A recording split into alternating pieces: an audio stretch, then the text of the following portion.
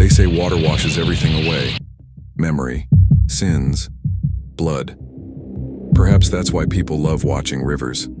They see peace. But when I approach the Dnieper, I see only death. It's hiding there, beneath the thick, murky water, gripping the roots of the willows and biting into the rusted piles of old piers.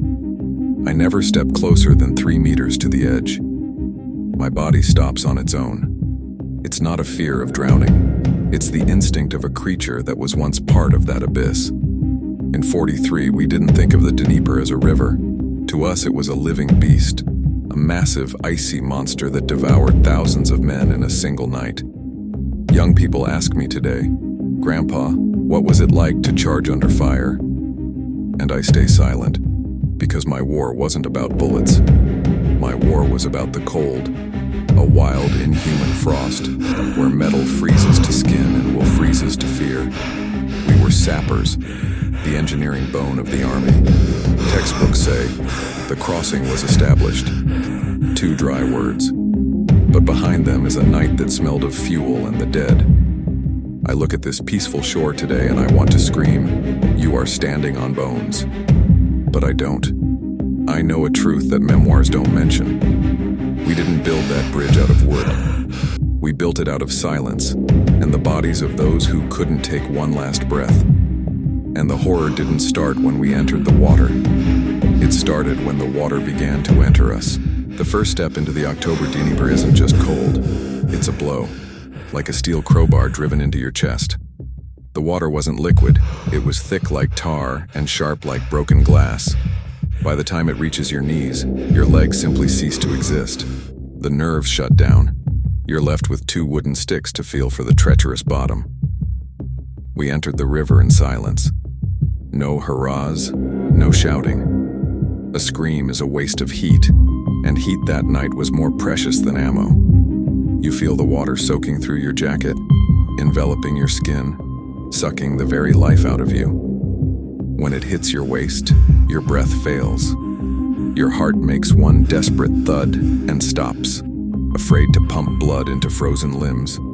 In the sky hung German chandeliers, flares that flooded the river with a deathly white light. In that glow, we looked like shadows that already belonged to the other side.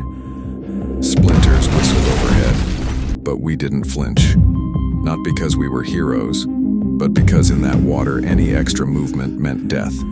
If you fall, you don't get up. I saw the eyes of a young recruit in the light of a flare, huge, black, filled with primal terror.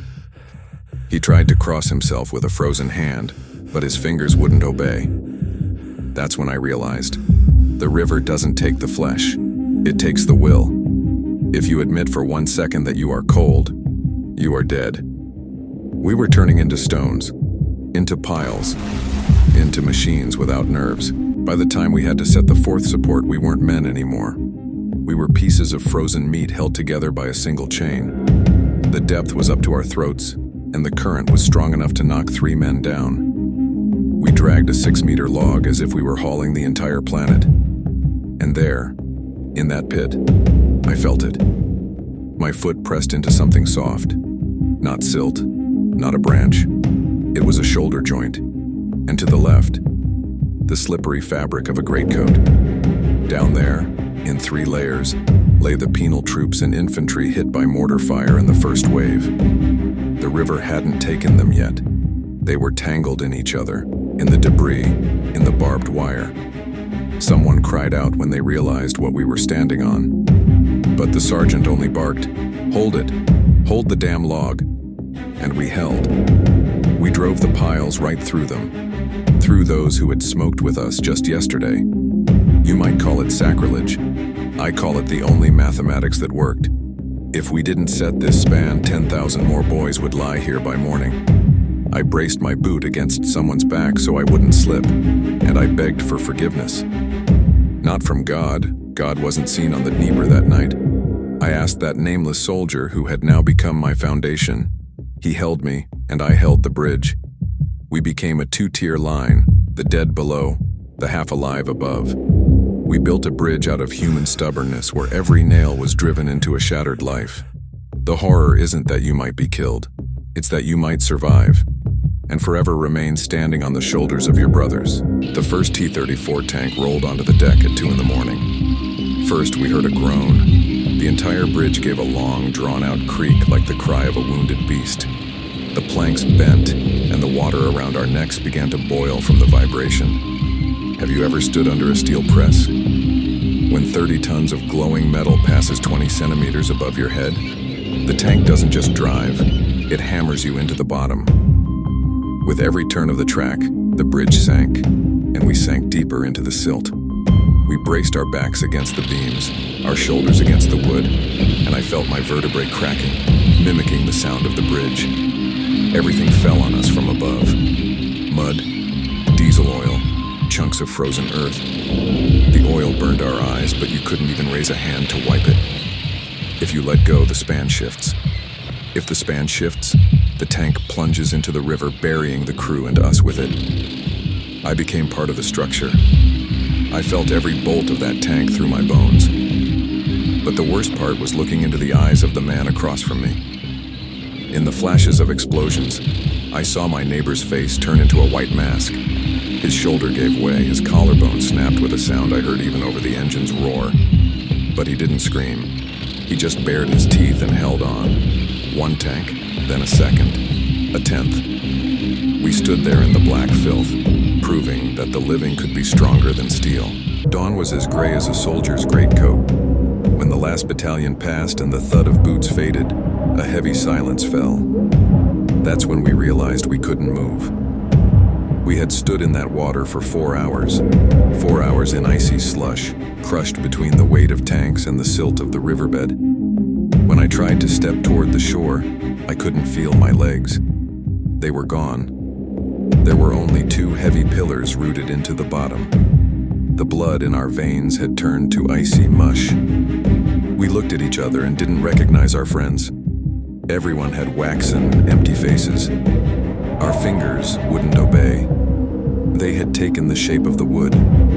We had grown into that bridge. To get to the shore, we had to literally tear our flesh away from the supports. Then the fog thinned, and we saw what we had been holding all night. The water had receded slightly, and they began to emerge. Those who lay in the foundation. White faces beneath the water, greatcoats tangled in wire, hands still clutching something in a deathly grip.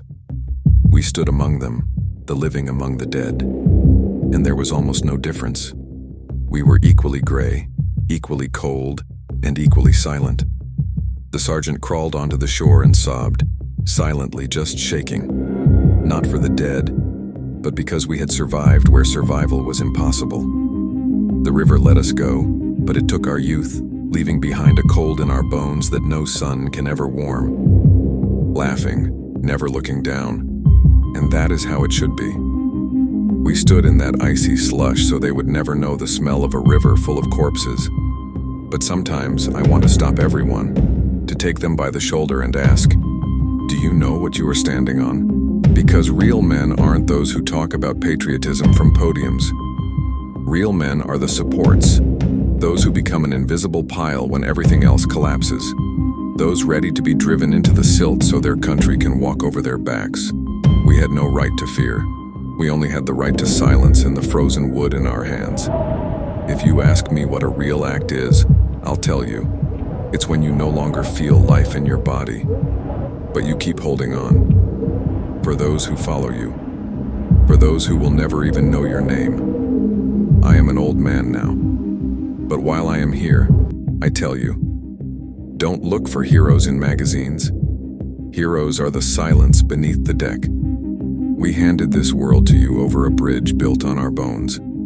Please, just don't let that bridge collapse into oblivion. If this truth stirred your heart, join us. Subscribe. Stand in our line. We must remember the price of our dawn, because as long as we remember, those boys under the 4th support are still holding their span.